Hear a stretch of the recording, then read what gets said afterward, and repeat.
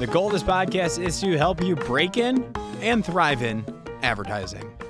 And we do that every week by sharing the stories and advice of those rocking it on the other side. And we have a lovely episode for you all today. Maribel Orozco will be speaking on this episode.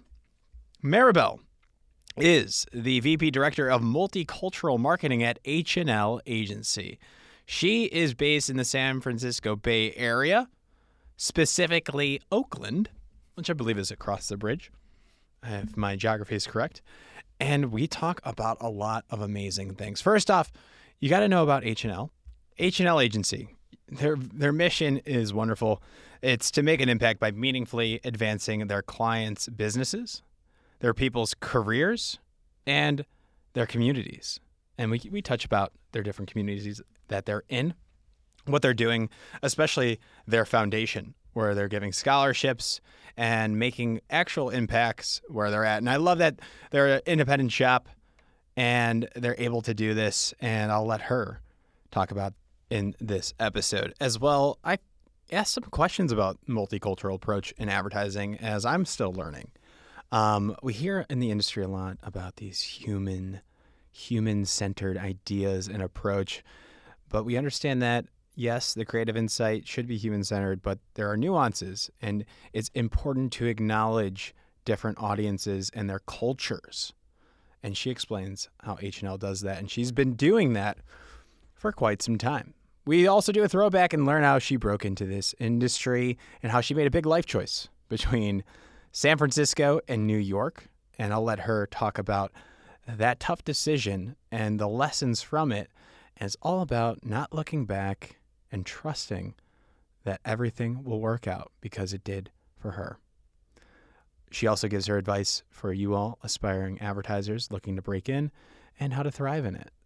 And hey, you're going to want to connect with her. You're going to want to connect with H&L in general. They have an internship program. They're hiring all the time.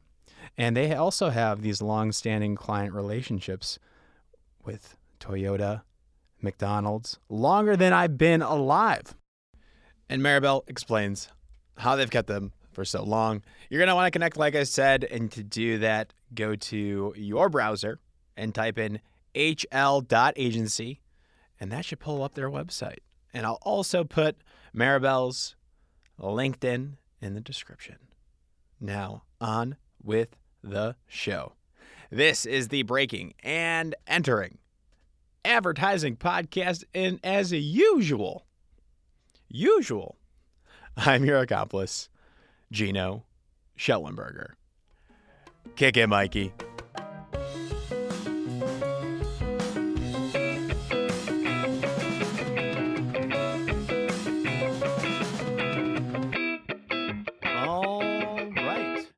Maribel Orozco, welcome to the Breaking and Entering Advertising Podcast. How the heck are you doing today? I am doing very good. How about you? Oh, I'm doing well. We are busy at work, but like I said before, this is my therapy. I love disconnecting from work and doing this podcast, so I hope you're excited and ready to roll. Totally, I am. So what are we going to talk about today? I think, what do we know? And the listeners clicked on this episode. They read the bio. They know that you're a VP Director of Multicultural Marketing at H&L. So we got to talk about that. We got to talk about what H&L is and your background, because you got a great story to tell and how you broke in and your advice. Is that it? Yeah, you tell me what you want to know. Okay. Well, I like to start things off with who are you and what do you do today? So, who are you and what do you do today? Well, I am leading the multicultural practice at the agency for the last almost 20 years. And I started really doing Hispanic marketing for the agency, but that has evolved into multicultural, and we'll probably talk about it more in a little bit. And what I do is really um, help our clients have a relevant approach and communication with current and potential customers. Right, right. So this multicultural approach now, to some people, some agencies, they might think about making an ad in English to English native speakers, and then they think multicultural is going to Google Translate and translating that ad to whatever language it is and calling it a day. Is that what you guys do? Is that your job? Is that the right approach? Yeah. Well, no. Didn't I think think so. it's important to say that this is something that everybody's trying to figure out. Right. Um, we it really has started more than 20 years ago, probably I would say 30 years ago, when agencies and companies started focusing on the Hispanic market. That was kind of the first head that popped up.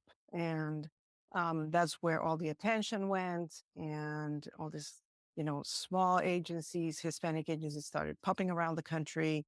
And I feel like that started the process in a more formal way. That has come a long way. Many things have happened in between.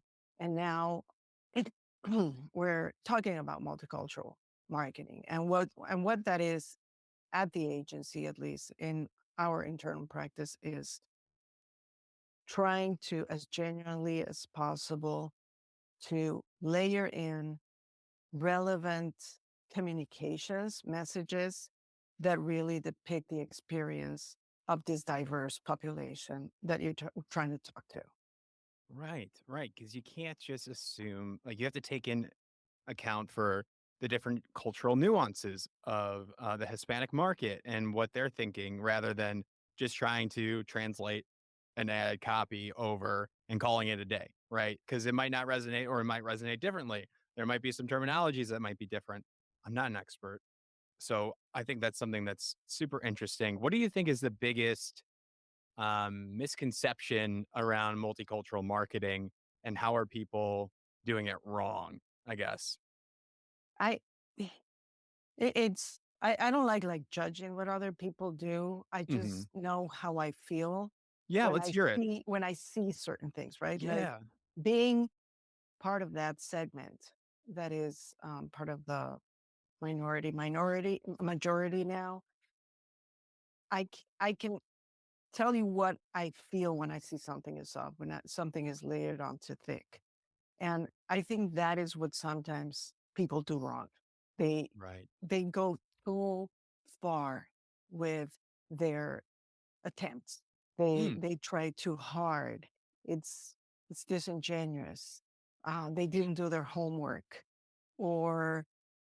or they're really misguiding their own clients, right? Because sometimes you don't need to go there. Sometimes you do. And I feel that's how I try to be honest with my peers in the agency and with clients as to how much or how far we want to go with a specific project, for example. So we take mm, it a project at a time.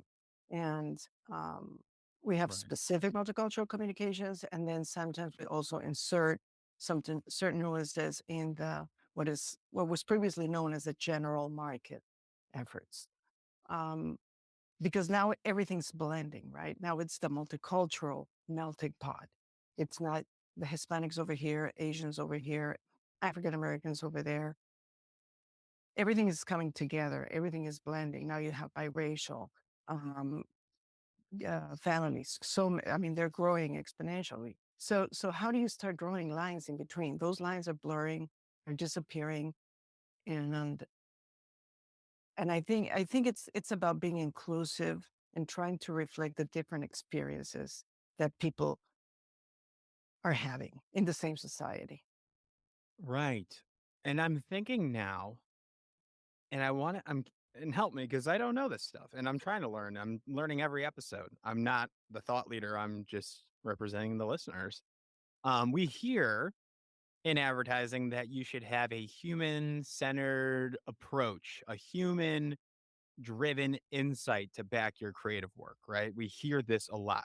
Is that like, if it's human centered, off a human insight, wouldn't that apply to all humans? and therefore represent all cultures, right? Is that flawed thinking? Or is it when you get that human idea and then the creative execution can be off if you're if you're not thinking about the cultural nuances of who you're targeting? Can you help me understand and guide me here? Yeah, it's complex because what you're saying is not wrong.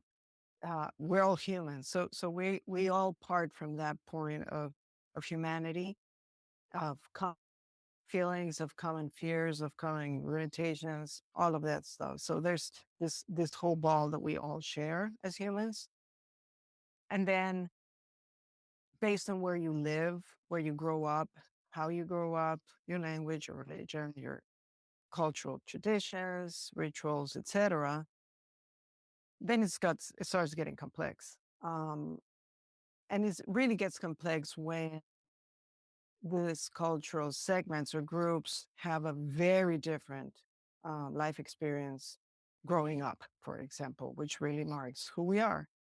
And that's where it starts getting complex.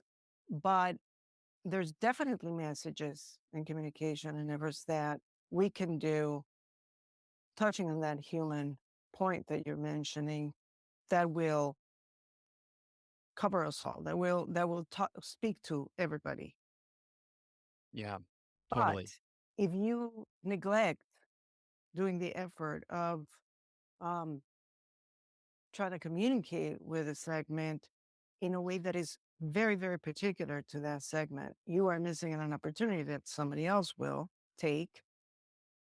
And research, time and time again, proves that whenever a marketer, a corporation is doing an effort to speak to that person in their environment, to their experience, acknowledging them, Yeah. it has a huge impact on the perception of that person towards that product, towards that corporation, organization, etc. I love that term to acknowledge them, right? It's not overbearing and like you alluded to earlier, going all in and doing this big dance and show to a specific cultural niche where then it can be disingenuous, whatever that term is. My Yes. brain. Right, like, if you do too much, then you can look like a fool, is what I'm trying to say. But the subtle acknowledging, "I hear you, I understand this audience, and we tailored the human-centered approach so you can understand it and actually, like, connect it to your day-to-day and those touch points and the media that acknowledging, I love that term. And that I think is a really good strategy, a really good approach. And I think as our aspiring listeners are hearing this, it's thinking about these approaches and practices as well in their careers as they're coming up with these ideas, hopefully as they break into agencies. And talking about agencies is something that we like to do on the show. And I want to learn more about H&L. So, we talked a little bit about your role, and we can definitely dive deeper into it. I have a lot more questions about it, but I want to learn about H&L, right? We're trying to introduce as many great agencies as possible, and I understand H&L is not in some of those traditional hub cities, but also some of them. So, can you tell us where you guys are located in some of those fun cities that I think are really, really interesting? We're in Oakland, which is our headquarters, Phoenix, St. Louis, Atlanta, Miami, and Chicago. We're a mid-sized independent agency founded in 1985. And we do have a presence in um, 20 states if you're taking into account our employees. So we have 160 Mm, employees across 20 states and one Canadian province. nice. So we do have that productivity work model where we believe that our employees should be at the place where they're going to be the most productive and supportive of our clients. And remind me, where do you specifically live? Where are you at? I Uh, live in San Francisco, but our office is in Oakland, which is basically just across the bridge. I love San Francisco. My best friend moved out there. I visited a couple times since he moved.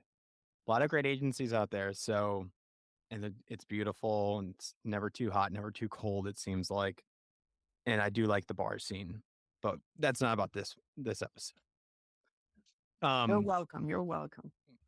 I'll have to come visit. So your offices are in these a little bit more non-traditional, I call it, but these are still big cities. I don't want to take away from that. But you're saying it's because that's where some of your main clients are. Is that correct? That's correct. But again, it's not only where our clients are, but also where our employees are. Yeah. And even though a lot of employees are across 20 states. So, Yeah. So is your main headquarters in Oakland, or do you guys have that? yes, it's Oakland. I love independent, right? Because you guys have that control sometimes with holding companies, ongoing conversation we have on this podcast. Independent versus holding company, where should you start when you first break in? There's pros and cons to both. I am at a large holding company agency, and the grass is always greener, right? Independent shops, you got the creative control. You're scrappier and you can do what you like. You can go to these non-traditional cities, quote unquote, and you can expand and you can tailor stuff more. What are some of the other pros of being an independent, and how have you guys leveraged that? Um, I think the fact that you have the shareholders sitting in the same floor that you are Yeah, um, has a being there. huge makes a huge difference. Because then, I mean, of course, I'm affected by the time that I joined the agency, and when I joined the agency, literally, we were two offices, and Mhm. I don't know how many we were, but we were probably 80 employees across two So different you've really markets. seen it grow. Yes, and and it really felt like a family. Everybody knew each other. We And I'm sure were it still does, right? Even after all that growth, you're close with the shareholders, you know everybody. yeah. I mean, you're you've been there longer than most probably, but I'm sure the people that join this, you get that family feel, which I know is kind of a cliche at this point. You say everybody says they're a family, but I think that's more true independent agencies. I won't lie. That seems to be the case. Um, but how do you guys differentiate yourself? So you've talked about your multicultural approach. That seems to be, to me, a great differentiator. You have the ability to speak with these markets in an authentic way, that acknowledging, which we've talked about. But what else do you guys say? How do you approach? Are you a boutique creative shop? What are the other terms? I don't know, one-stop shop. How do you what do you guys say in your marketing, your creds deck, and what do you believe is true to your core that makes you guys different? Right. I think what sets us apart is our commitment to making momentum in three different points. One is our commitment to quantifiable business results for our clients, of course, Yeah, I um, like that. It's hard to but quantify this business.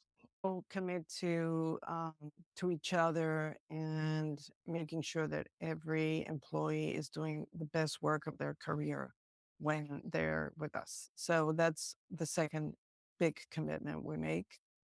And the third one is with the communities where we are at and giving back and creating impact in meaningful ways. I love that. So quantifiable, are you making your clients happy with some money, some impressions? Are you making some change, right, for your clients and for your people? And you're also saying, your communities as well, which Yeah, I really love. and our employees. Our employees And is of course, second. Right, right. the proof point there is that you have these locations where your employees are at, you're catering to them. That makes a lot of I believe you. I think that makes it's natural, and from what we've talked about, I hear that. What have you done, I guess, recently with Oakland, and anything that you guys are super proud of, or any of these other cities in the recent years when giving back to the communities? Anything come top of mind? Any fun events? Yeah, we Anything have. like that? Yeah, we have. For example, we have the H&L Foundation, which is our philanthropic arm. There we go. Um, Many Tell us years about ago, that. yeah, many years ago, it started like any other company, just doing donations, and we were getting involved in and in the Christmas holidays with the toy program with the Toy drives, yep. pri yeah, all those kinds of things, but it has been, um, formalized much more in recent years, so, um, Right, there's that's the next step, like, you actually created an entity, a right, foundation of I don't know what the 5013 I don't know what that is. right, one of those. Yeah, exactly. So now we're like directly have helped more than 50 different organizations, donated over $100,000. Look We've at created, that! yeah, and then Not a we, lot of independent shops can say that, right? And you said you're helping communities. Boom. Now you're walking the walk. I like yeah, that. yeah, exactly. Scholarships, is that something we talked about? Do I Scholarships, recall? Does that ring a bell? yeah, the Josh Nickel and Valerie Bailey Memorial Scholarships, two of our beloved well, Josh was the CEO, and Valerie Bailey was director of media buying at the agency for many, many, many years. And we lost them in the last few years. Sorry So to we hear that. created, yeah, thanks. We created a memorial scholarship in Who their does that go names. to? So Who are you looking at? yeah, so we specifically give donations to students that are pursuing a career in marketing and advertising or design. High school, Um, college, grads? What age frame we talking about? um, high school students. Okay. Yeah, So maybe a little bit too late for some of our listeners. Hopefully we get some high school listeners in here one day. yeah, exactly. But But if anybody listening knows some high schoolers, do they have or to be has in a the Oak brother or sister. Yeah. right. Do So they we're have to be doing in it in Oakland? Oakland right now. We're doing it in Okay, Oakland, and the Oakland Unified Public School arm. They help us pick nice, the schools because nice. they're the experts. But we're hoping that we can start rolling this out into the other offices that we have around the Yeah, country. So it's not only here.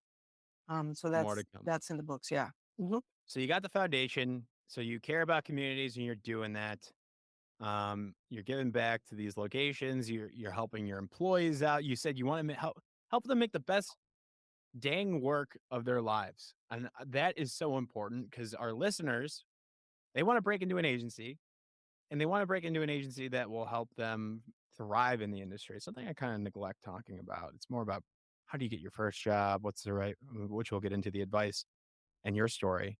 But I like that you're giving back and you're ensuring that they're getting these big portfolio pieces that, and they can you're probably investing in your employees a lot as well, bringing them up the ladder, showing them their career pathways and checking in with them to ensure that I know we talked about this before as well, checking in and seeing how they're growing and they're comfortable and they're pushing themselves. I love that you guys do that as well.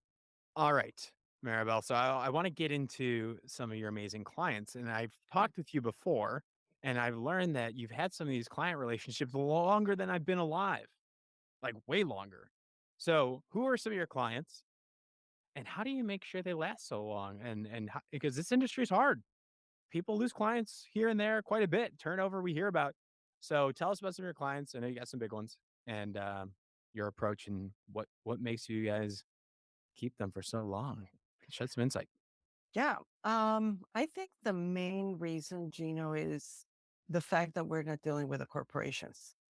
So both in the Toyota and the McDonald's front, we're dealing with dealer associations or owner operators in the case of McDonald's. So the corporations are involved in what we do in our meetings and they have a say for sure. But our clients are the the dealers or the operators. So they have a lot of independence from the corporation, right?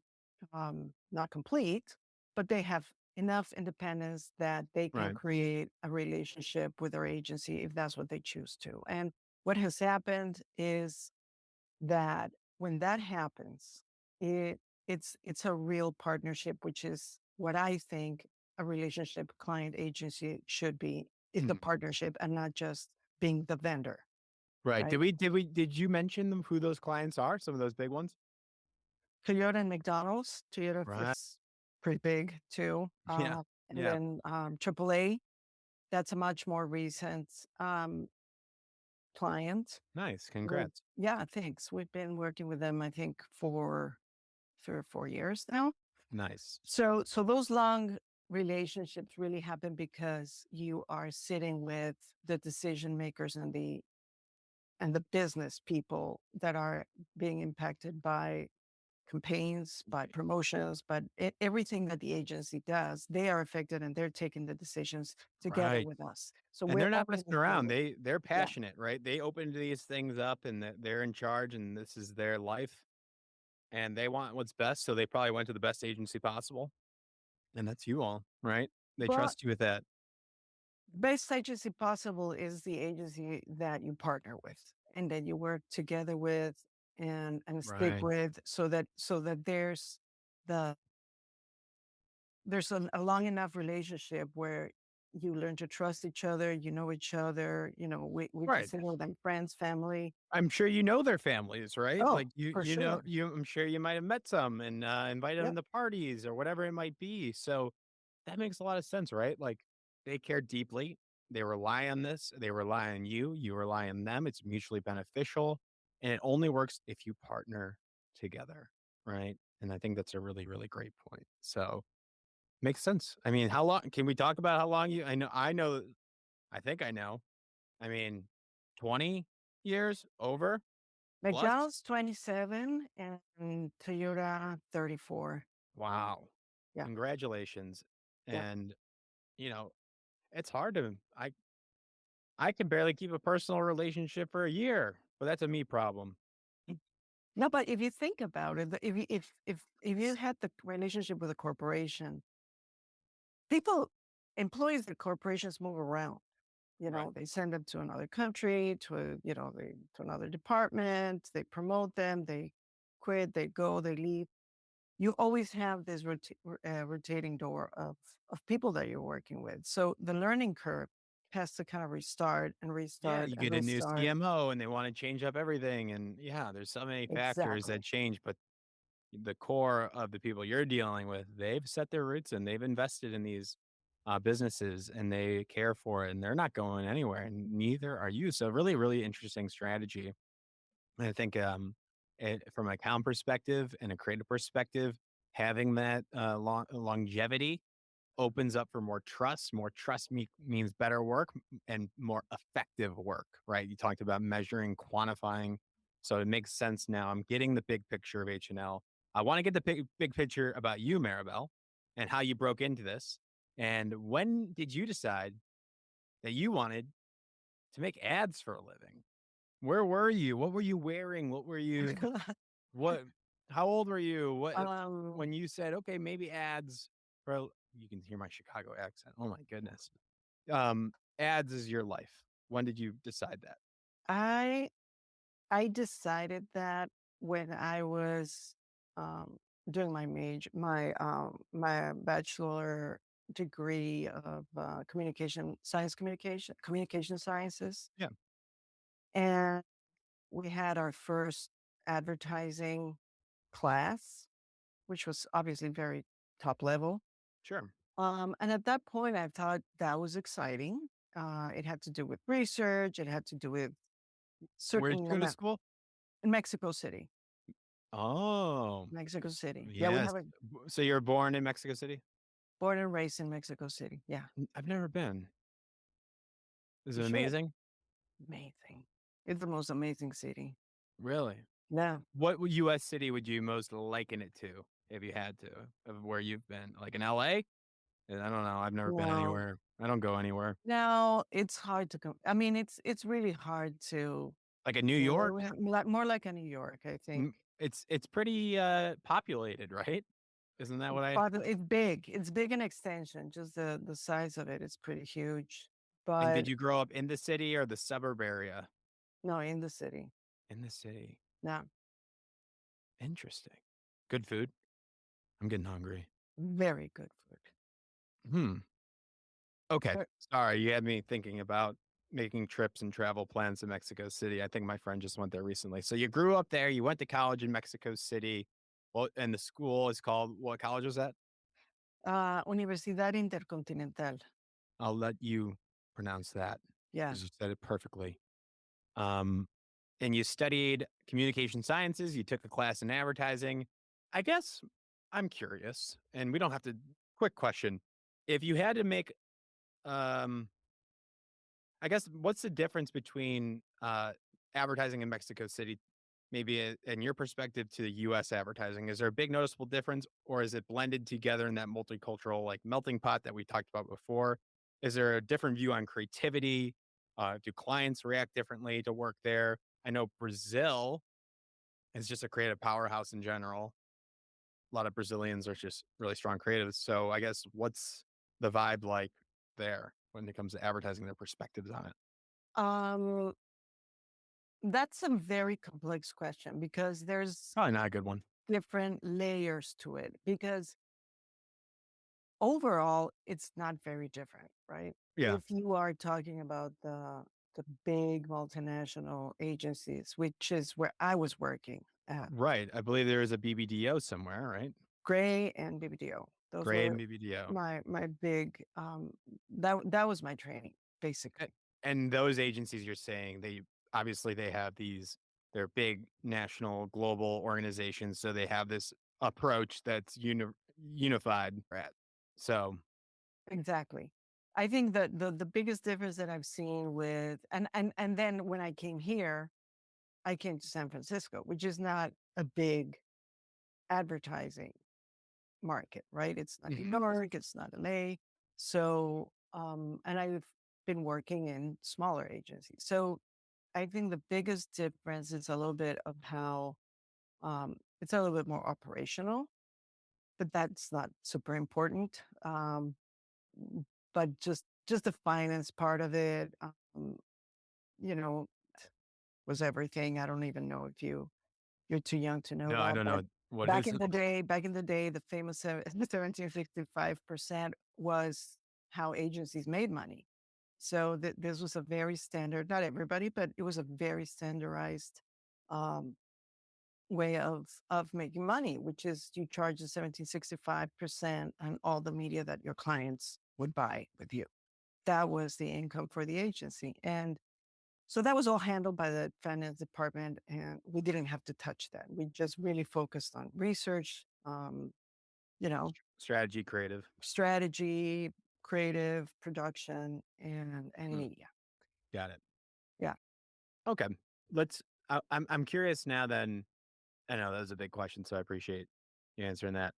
Um, so when did you break into advertising? So you decided you liked it after a course early on and you wanted to pursue the account track, right?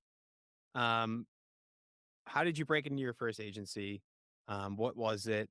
Walk us through that, and then we'll kind of go through the highlights of your career.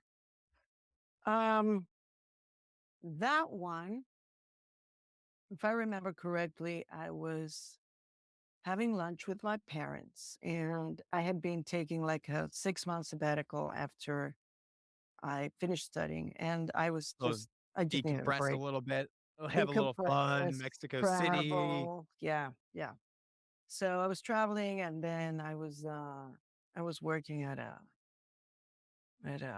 clay workshop, which was very fun and just play, clay.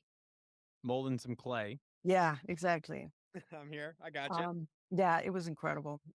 I can't do that. My fingers I think don't I didn't work want to that. stop. I didn't want to stop So doing you were that. like, "This clay around Yeah, exactly. And could then do this." So yeah, I I'm think sure a my lot of people dad. listening are like, "Hey, doesn't sound bad." Yeah, but then my dad was like, "Okay, what are you gonna do?" You're playing in the clay, And it's gotta stop.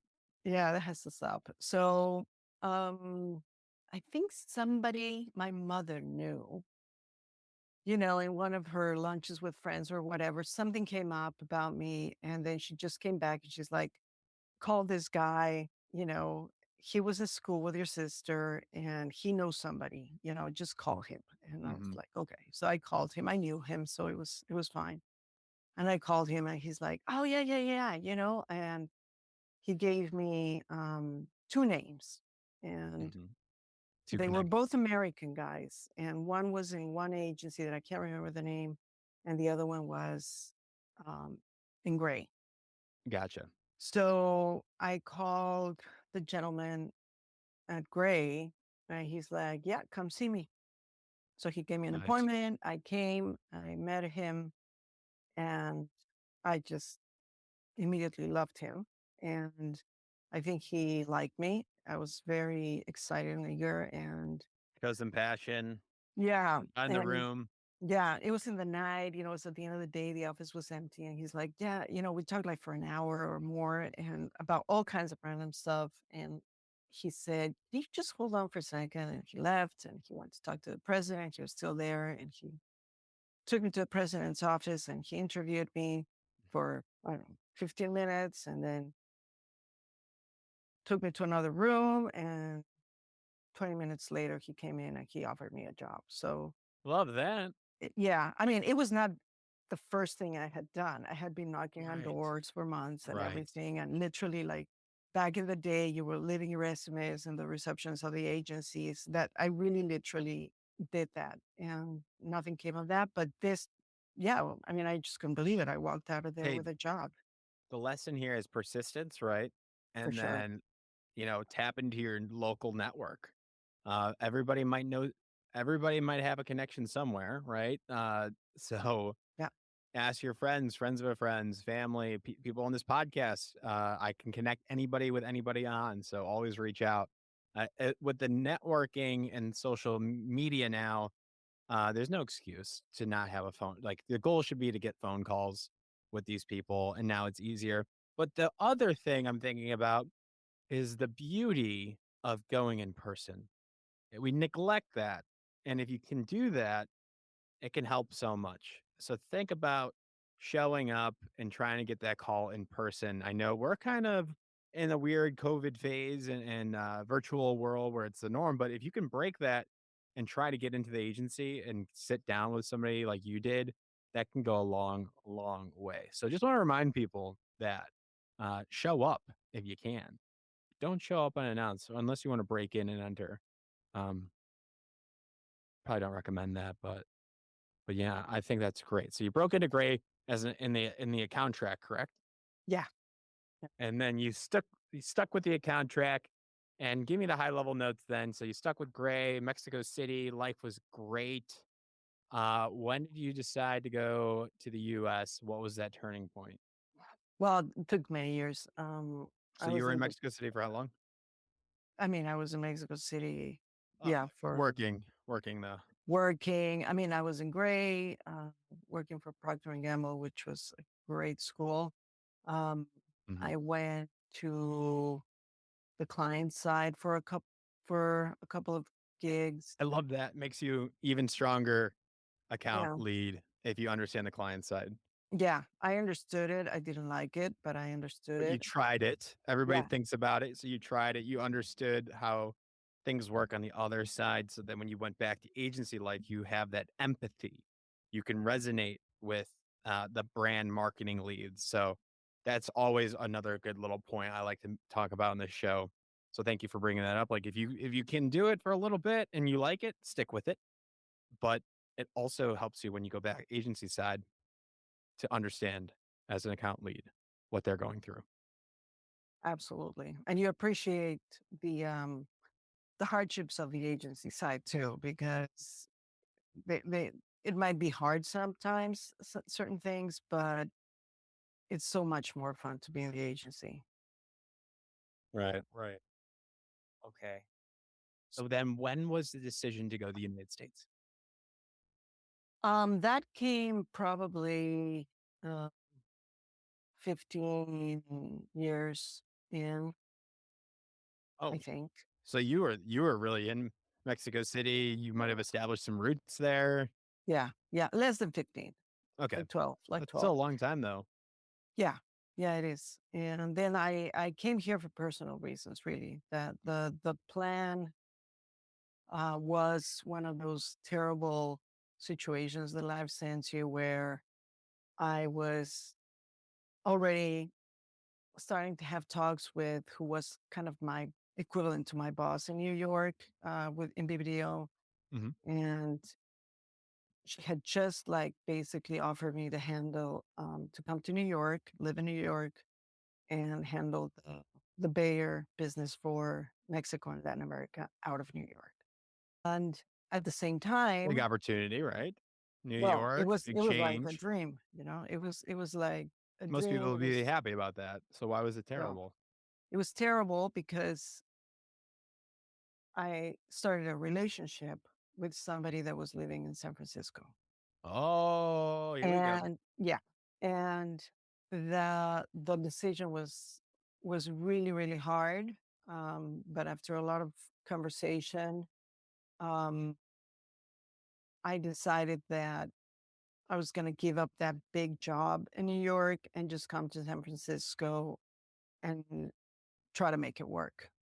So that's what I did, and I don't regret it all these years later, which is fabulous. I listened to my gut, and even though the other option was absolutely what I would have loved to have for many, many years, um, just what the job was going to demand of me started um, concerning me.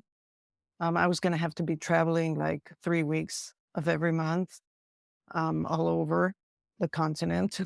It's funny you had to work out of New York, but Yeah, then your clients are yeah, Latin America, yeah. right? Those are very long flights. Yeah. So And why wouldn't they just keep you in Mexico City to run I don't know. The That the position was there. yeah, It headquarters, went I mean, it had its perks. oh, Obviously, I was yeah. gonna be at it because I was gonna be joining the international employee list, which is different from just staying in your country, right? So you it's a step up in the hierarchy Right. of a job Getting a global in role, those yeah. big global companies. Correct. Right, right. Yeah. So but you said, "No, I'm going to San Francisco for a relationship." Yeah. You followed your gut, and you can't regret that, right? I think everybody kinda gets hung up. It's just a career, just a job, not the end of the world. I remind myself sometimes I need to remove my identity from my career, my podcast. Um, so it's a really good reminder, like, go ahead and take some chances. Like, you got a long marathon of a career, you'll pick things back up, and look at you now, you made it, and everything worked out. So I'm curious then, did you know, Oakland, not far from San Francisco. I'm starting to connect the dots here, and we're trying to wrap around. So, I guess what was that first agency job in, the Bay Area, and how did you end up at H&L? So the first job was a small, very, very small agency. That was a Hispanic agency. And they brought me to handle the AARP account, which they had just won, just a Hispanic portion of the business. Okay. So that's what I started doing. And I enjoyed it a lot because I love that client. Smaller agency though, Very right? small. Yeah. Yeah. Okay. Very small. I mean, How long did compared you to stay where there? I came from, it was Couple huge. years, couple months, couple days? How I long were was you there? there 3 years. Okay, good amount of time. And Yeah. then what made the shift away?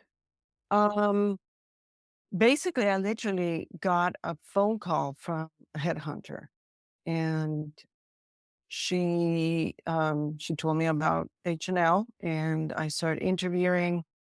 Um, I was kind of done with the other agency, so Yeah, it came. ran course. Yeah. Yeah, no, totally. And I You picked really up the phone and you started having those conversations. What was the biggest thing that set H&L apart, from the very beginning that was like, in your mind, you're like, "This is it. I think this will be a good fit," and it ended up being a good fit. So what was that green flag is what we're calling it nowadays. What was that really eye-opening thing for you there that set everything else apart? it was the first interview that was with Josh Nickel. He was the one that um, kind of thought of the position, created the position, and brought me in. He was my boss. He's one of the he was the CEO that passed Mm. away Oh, I'm 3 years sorry. ago. Yeah. Dang. Oh, Um, so that was it, huh? that He just conversation, he you l that was about 18, 20 years ago I'm looking at. 20, Uh, yeah. wow, and that was the some sort of multicultural marketing role, I'm assuming, right? But we were talking about Hispanic only at that point, Okay. and I think why we clicked was because he was asking me all these questions. He was a little perplexed about why clients were choosing to have a general market agency, a Hispanic agency, an African American agency, an Asian agency. Like he was like, why? What do you think? Do you think we could have everything under the same roof? And I was like, I have the same question because coming from Mexico City, where there's not such divide. That's one of the biggest differences is that we don't have those pocket divides, right? So everybody was a general market over there. So I was like, why wouldn't you want to have everything on the same roof where even though you can do separate campaigns because Yeah. you're, relying on language or culture a lot, the left hand can know what the right hand is doing. And there's more cohesion, there's more integration and more pulling in the same direction, even if it can look very different. And I said, it doesn't make any sense to me. And that's exactly when, soon after that, that's when the big agencies started gobbling up the Oh. independent Hispanic agencies, you know, So you're ahead of the time. You guys crafted that vision together, and it all kind of made sense. You're kind of a thought leader in that realm, and some of those big agencies stole your idea. No. well, it was Josh's vision, really. Okay. Yeah. I just But put you it helped into execute him. it. You Yeah, agreed. You yeah. confirmed it. I'm sure he was looking for that, and it ended up being 20 years later, you're still there. And that says a lot. I think that wraps it up full circle very nicely. And I guess now I want to open up the last couple minutes. The goal here is to help our students, not students, a lot of them are student listeners. But anybody listening, any advice that you have for breaking in today uh, at H&L or any other agency, learning from your past, what would you say to yourself now today if you were just trying to break in to this industry?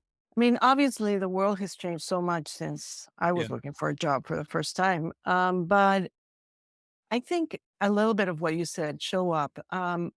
If if if if those students try to get involved somehow, either getting an internship, which by the way, we have a great internship program at the agency, but or go to a conference, Yeah. network after the conference, stay, Show up. No, show up, talk you'd to be surprised. people. People don't do that. They Yeah. do a lot of the LinkedIn messaging, which I do, and I think it works if you offer some value. But there are so many great conferences that people go to in every city, but you'd be very surprised. Even myself, I didn't really start showing up to stuff till my senior year of college when I should have been doing it as a freshman. And people get discouraged. They're like, oh, I don't have a resume yet.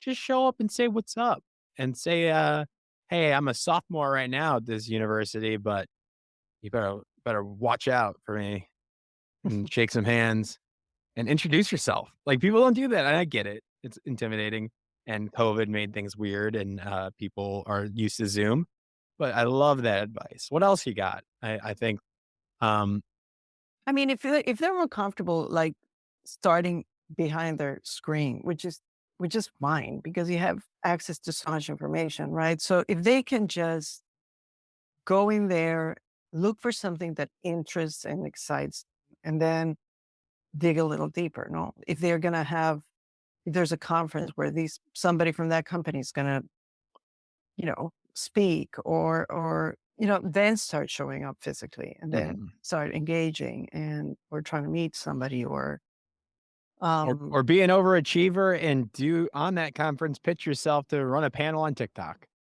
yeah, I yeah. mean, why not? I mean, a lot of these companies are still trying to figure it out. I'm trying to figure it out. If you're a thought leader and you're a Gen Z and you know something that agencies don't, and I'm sure there's things that Spotify playlists for one thing that I'm thinking about. Curating the right Spotify playlist for a brand marketing event. That's a panel. Pitch yourself, and then you speak on it and you'll get to know everybody and they know you. And then you have that value. There's a lot of creative solutions for showing up in person. And I love that. I love that we're building that kind of advice live right now. So that's great. How can people reach out to you if they have further questions? They want to learn about that internship, the scholarship. Maybe they have a friend that lives in Oakland that's in high school. More about H&L, more about your work, your client work, and they want to work for you all and pitch you and show up to your door. How can they do that to the agency door? Of course, say hello. What's the best way to reach out to you or H&L? Um, if you go to to our website, HML agency, we have a contact, button there.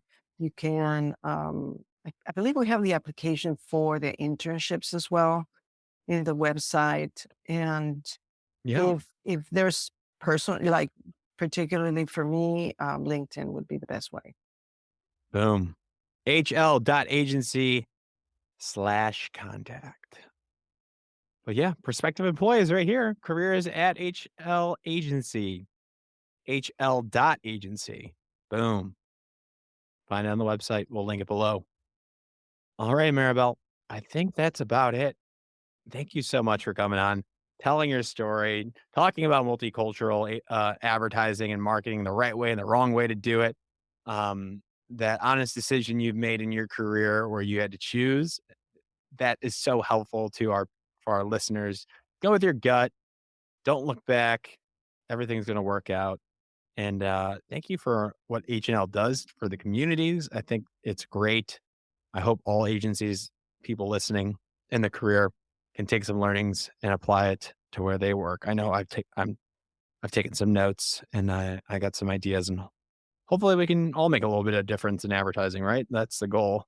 Better the planet, but you've been great. And that's all I got. So hopefully people reach out. But thank you again. Thank you for having me. Of course.